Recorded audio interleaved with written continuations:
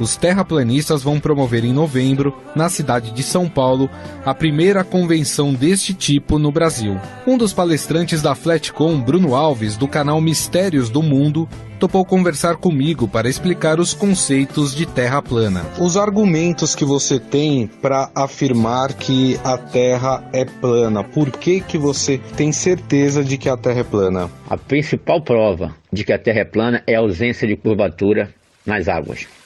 Obviamente que ela é plana, porém tem seus relevos, né? Então a gente tem relevo, a gente tem montanhas, a gente tem muita coisa na Terra. Mas nas águas ela é plana. Porque se a gente vive numa esfera de 40 mil quilômetros, quando elaboramos testes, ilhas que deveriam estar encobertas, respeitando esses cálculos de curvatura para uma esfera de 40 mil quilômetros, né, essa ilha deveria estar encoberta pela inclinação do horizonte e elas não estão.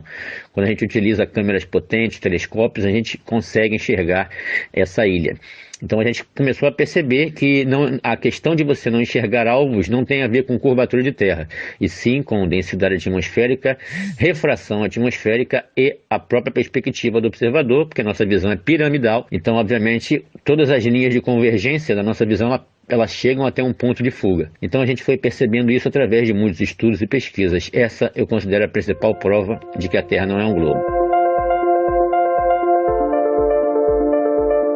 Se a Terra ela não é esférica, como você explicaria a questão da gravidade na Terra? A gravidade, infelizmente, assim como outras teorias científicas, né, ela acabou se tornando algo infalível, né?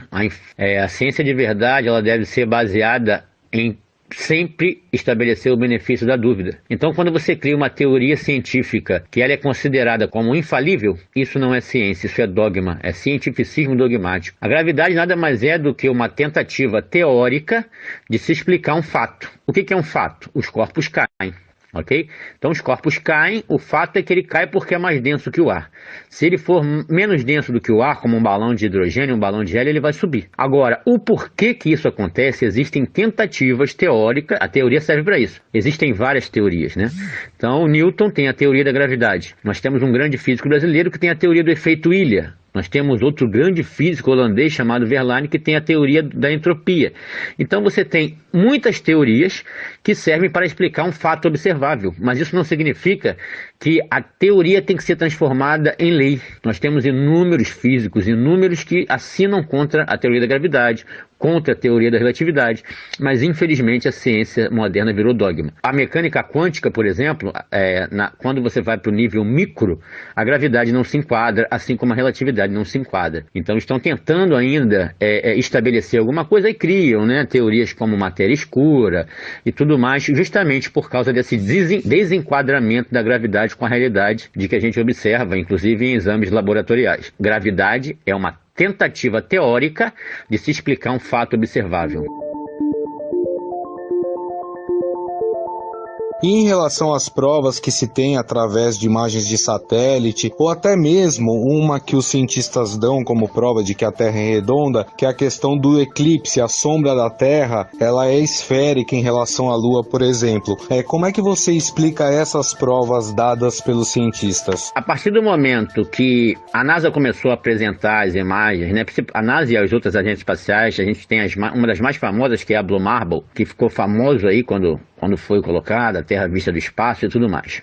Então, obviamente, que quando chegou essas imagens, com o advento da tecnologia, né, e de alguns aparatos tecnológicos que começaram a ser colocados nas mãos das pessoas, então, por exemplo, o programa Photoshop é um programa que ele monta imagens, como ele denuncia quando a imagem é real ou ela é falsa. Então, o que aconteceu no caso da Blue Marble, por exemplo? Aquilo que está nos nossos livros de geografia e tudo mais, né? Então, o que aconteceu foi que terraplanistas verificaram que existiam nuvens repetidas, nuvens com desenhos estranhos, né?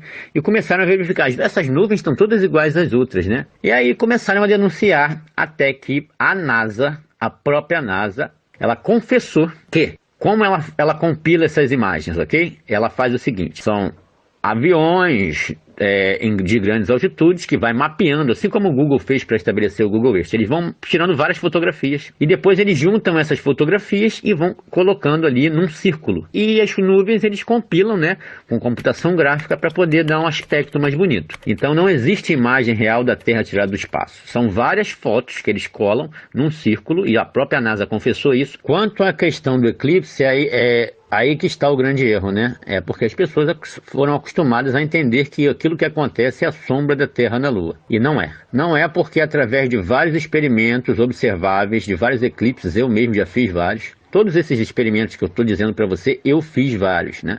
Inclusive no meu canal tem. Nesse último eclipse solar, estavam Sol eclipsado e Lua acima do horizonte. E no lunar a mesma coisa, Lua eclipsada e Sol ainda acima do horizonte. Portanto, não é alinhamento, Sol, Terra e Lua que causam os eclipses, ok? Então, há muito tempo atrás, os antigos, que foram aqueles lá de trás, que previram os eclipses, né, na antiguidade, inclusive os astrônomos de hoje não têm a capacidade de prever um eclipse sequer. Todos eles são previstos através dos ciclos dos antigos chineses, dos antigos sumérios, dos antigos gregos, ciclo de Saros. Toda vez que você vê um eclipse, você vai ver assim, ó, eclipse 52 da série Saros. E aqueles povos antigos eram todos terraplanistas, e digo mais, eles estabeleciam que haviam outros corpos que causavam esses eclipses. Então eu fico com a sabedoria desses povos que compilaram os ciclos que hoje é utilizado pela astronomia moderna, porque eles não são capazes de prever um eclipse sequer, se não utilizar aqueles ciclos. Então, para tudo eles utilizam esses ciclos.